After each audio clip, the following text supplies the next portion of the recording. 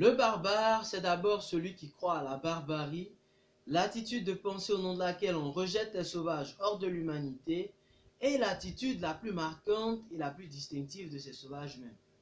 Cette citation de Claude Lévi-Strauss parle d'ethnocentrisme. L'ethnocentrisme est au cœur de nombreux conflits dans le monde, parmi lesquels le génocide rwandais, ce dont nous allons parler aujourd'hui. Évidemment que le génocide rwandais a des origines politiques, ce n'est pas ce qui nous intéresse pour cette vidéo, mais c'est plutôt l'aspect anthropologique, c'est-à-dire de voir comment l'idéalisation de notre culture, la valorisation de notre culture, le dédain de la culture de l'autre peut nous conduire à des actions génocidaires. Avant d'entamer concrètement l'analyse anthropologique du génocide rwandais, il est important de définir les mots, les concepts de cette vidéo. On a ethnocentrisme. L'ethnocentrisme, c'est le fait de considérer sa propre culture comme supérieure à celle des autres. C'est-à-dire quoi?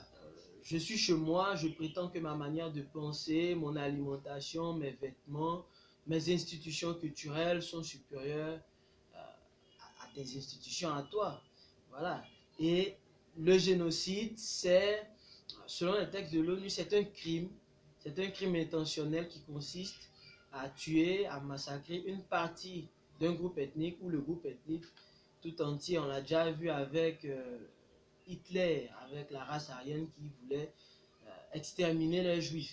Donc voilà les deux concepts. On voit directement qu'il y a un lien. Si je considère ma culture comme supérieure à la tienne, bah, tout simplement si nos conflits arrivent à son paroxysme, je peux être tenté de vouloir t'exterminer, ne plus avoir affaire à toi. Et c'est un peu ce qui est arrivé au Rwanda. On va le voir à travers les causes exogènes et les causes endogènes de ce génocide. Les causes exogènes font référence aux événements qui sont arrivés un peu plus tôt dans l'histoire et qui auront une incidence sur le génocide rwandais plus tard. D'abord, on a la balkanisation de l'Afrique. La balkanisation de l'Afrique, c'est, on va dire, la segmentation ou la division de l'Afrique en plusieurs pays. Pourquoi une balkanisation? Il s'est trouvé que les explorateurs se marchaient les pieds dessus à chaque fois qu'ils arrivaient dans des endroits. C'est arrivé avec Pierre Savonian de Brazza et Stanley. Et donc, pour éviter des conflits entre colonisateurs, ils ont donc décidé de séparer l'Afrique en des pays. Mais ce qui nous intéresse, c'est que cette séparation n'a pas tenu compte des aires culturelles africaines. Ce qui fait que, par exemple, au Rwanda, on a des Tutsis au Rwanda, bien sûr, on a des Tutsis au Burundi, en Tanzanie, en Ouganda. Parce que, voilà, la balkanisation n'a pas tenu compte des aires culturelles. Donc, en quelque sorte, certains groupes ethniques ont été obligés de vivre ensemble. Autrement dit, c'était la cohabitation forcée. Des ethnies qui ne se comprennent pas, qui vivent ensemble, vous voyez un peu ce que ça peut produire. En plus de la balkanisation, on a la colonisation. Les colonisateurs qui sont arrivés ont valorisé la culture Tutsi. Les Allemands, les Français ont dit que les Tutsis étaient plus proches des Occidentaux, ils étaient plus civilisés. Donc les Tutsis avaient accès à la santé, à l'éducation, ils avaient même des postes de responsabilité dans l'administration étatique de l'époque.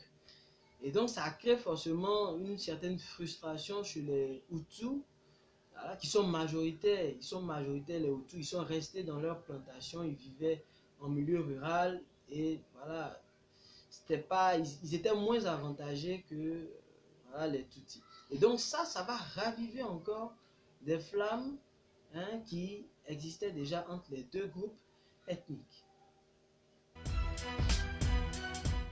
Parler de causes endogènes fait référence aux causes internes du conflit, c'est-à-dire tout ce qui s'est passé à l'intérieur du Rwanda.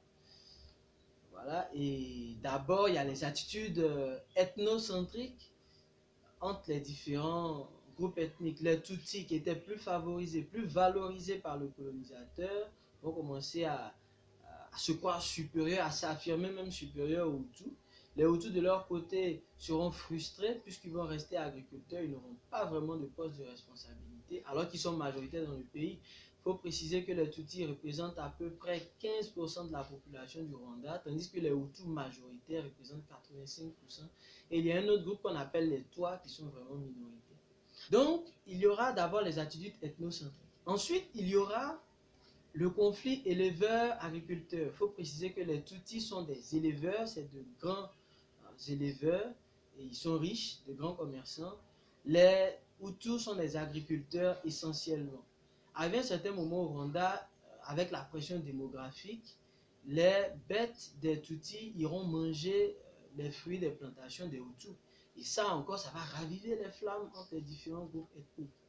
Et on va dire l'élément déclencheur même du génocide, qui est la mort du président Juvenal Habyarimana.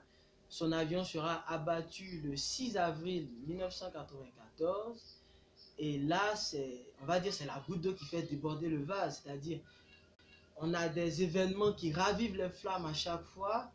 Et à la fin, ça aboutit sur cet incident qui va vraiment mettre à mal le Rwanda. Le génocide rwandais, qui est le génocide le plus sanglant du XXe siècle, avec plus d'1 million de morts en 3 mois, vous imaginez. Voilà un peu ce dont on voulait parler dans cette vidéo, pour montrer un peu comment la culture, l'ethnocentrisme peuvent conduire à des désastres dans le monde. Dans cette vidéo, nous avons surtout voulu montrer le rôle de l'ethnocentrisme dans les conflits dans le monde et plus particulièrement dans le génocide rwandais.